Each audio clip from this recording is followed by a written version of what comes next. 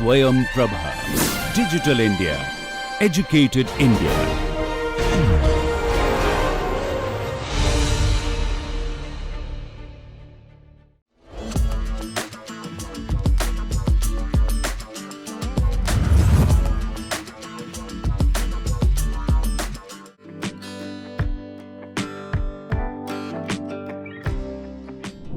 During last 3 years, what really has happened in this country has made the space sector grow, and this growth we are seeing on an hyper trajectory.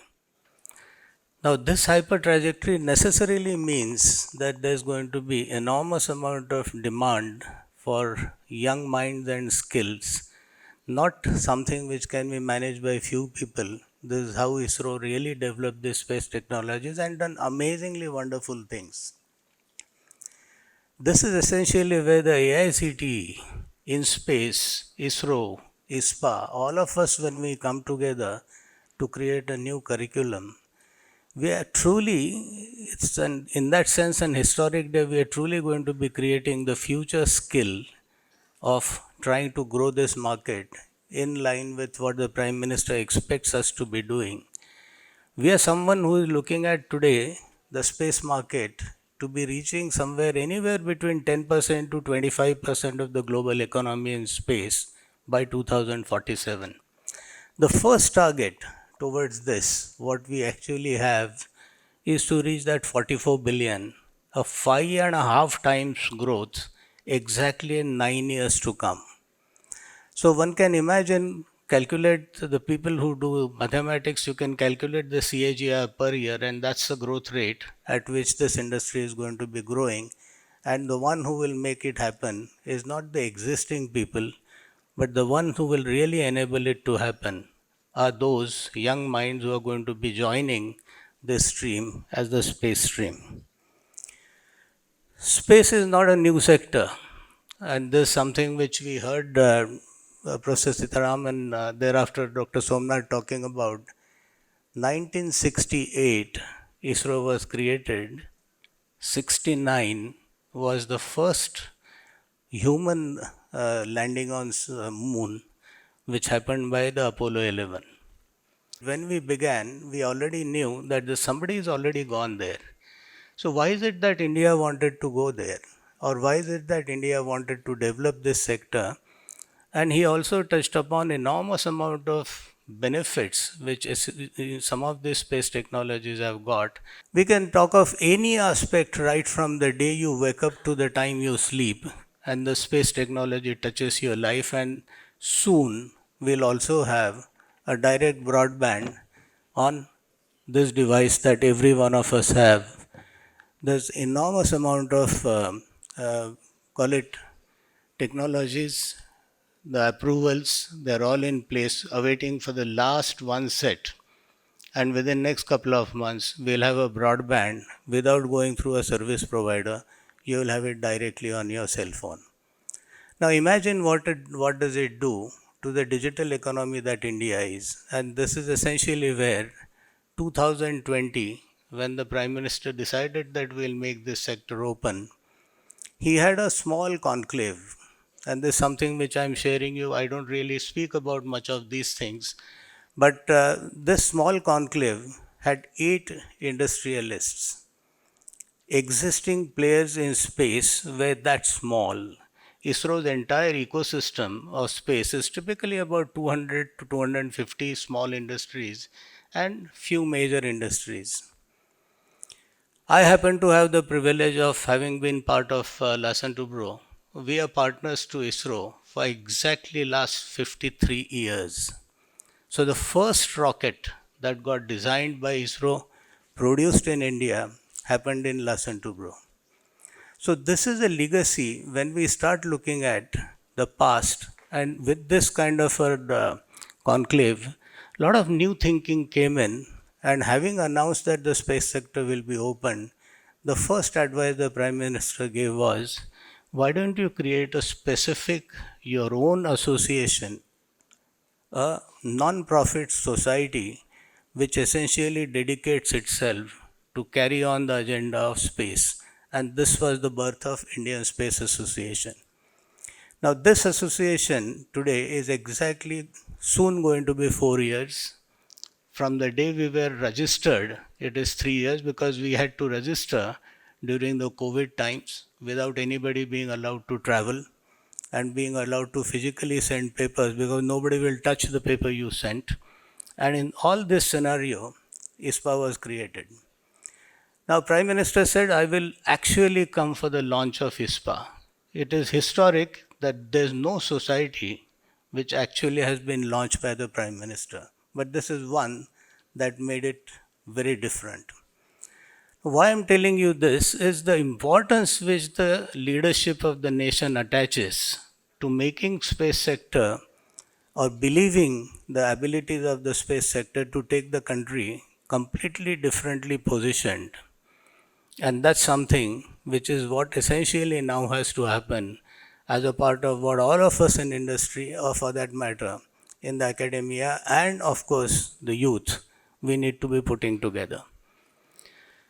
This is a kind of a mission on which we were, when opened, we were 2% of the global space commerce. And I now talk of as an industry man, more of the commerce aspect of it, because in terms of technology, anything that one could do right in this country, trust me, it exists. Knowledge has never been a limitation. We are blessed as Indians to be among the most innovative set of people. So ISRO actually did all that in terms of creation of knowledge. How does every other country go to a moon? They use raw and brute power. What does an ISRO do?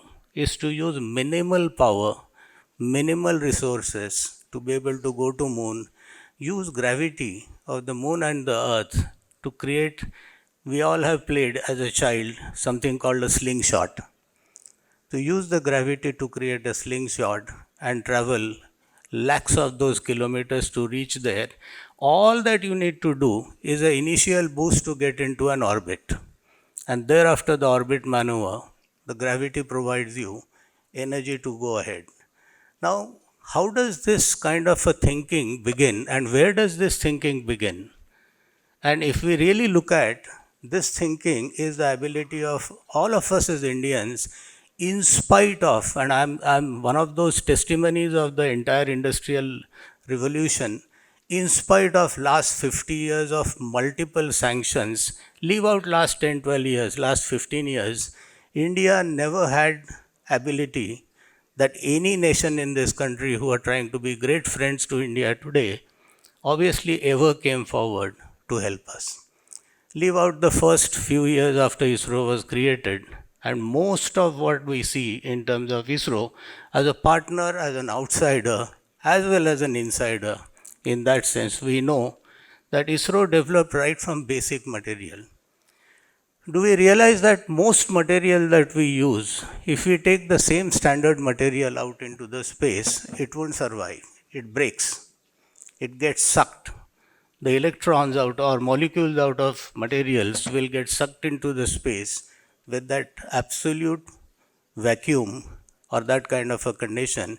So how does one make material that are going to be surviving and operating in space? And that's true for endless kind of life.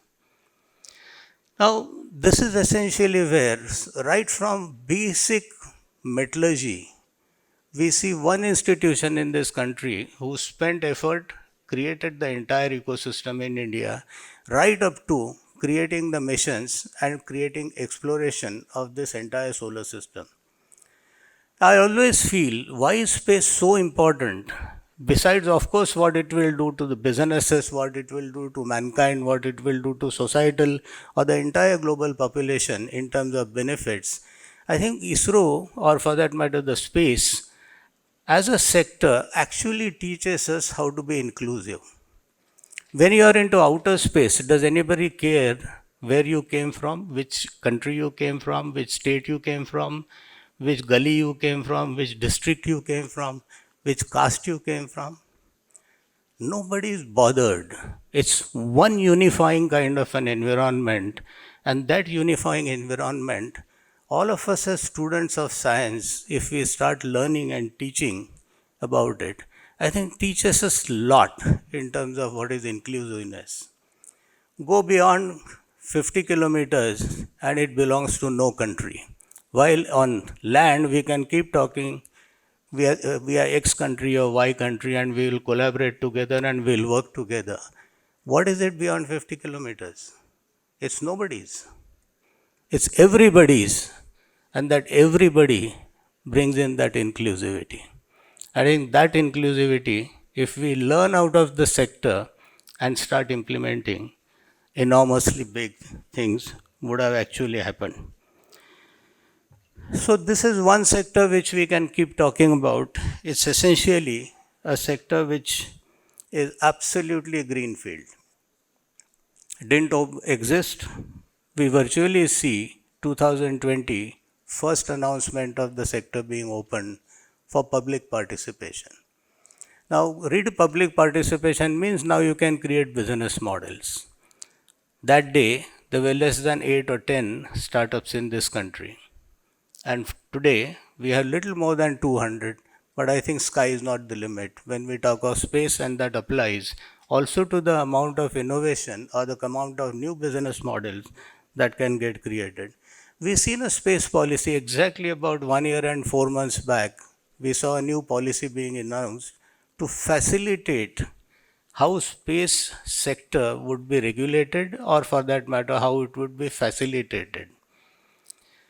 Little before Government of India actually created this trifurcation of what ISRO used to do in terms of the scientific establishment, so that future research, future more and more newer things we keep doing as a country, and what ISRO did in the past in terms of some of that legacy is then carried on by the industry, call it the non-governmental enterprises, in terms of taking things forward, reaching it out to people. The data and the wealth that exists in the form of what ISRO has observed and recorded all these years is up for grabs. And why I say that is because as India, we know that we are a IT capital of the whole world. In terms of innovation, in terms of taking out the same data, creating something new out of it, is something which runs in our blood, and that's why we are a capital of the world in terms of IT and the data processing. Now, if we put these two together, 80% of the space commerce, trust me, will actually come out of this data, and the services this data can create for the mankind, which very little has actually happened. Not that I won't say that nothing has happened, but the fact remains that there's far more to be done, and this is essentially where the sleepless nights that a startup puts in, or some of those young boys and girls who actually give in their complete selfless times into what is going to be happening, create enormous amount of future wealth. And we actually see that future wealth creation has just begun. This movement in terms of time by 2047 gives us a hope that we will rule like we rule the IT capital today. As a country, we will rule the space sector with anywhere between, as I said, low hanging target of 10% to 25% of the global commerce being served by India.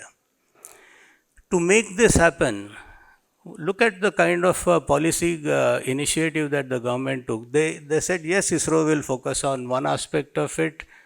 The existing assets and entire launching and everything else will move to NSIL. Dr. Somnath talked about it. And the third was the creation of InSpace. What is InSpace? It's a promotion body, it's a regulatory body. Never ever in the history of India we have ever heard of any governmental body which has a role of promoting. Government only comes in as a regulator. Government will tell you either what you cannot do. And even what you can do will be written in a way what you cannot do, so balance you can do. Now here's an organization which Government of India creates to say, no, we will teach you how to do it, we will handhold you. What do you require? Come and tell us, we will actually make that happen. And I think this is a policy reform which is far reaching to be able to create. And Vinod has been extremely passionate about trying to take some of this agenda forward in terms of promotion. And from the promotion comes, where are we going to find people to create this? Is the existing space economy good enough? It's not even a fraction, a small fraction of what the country will need.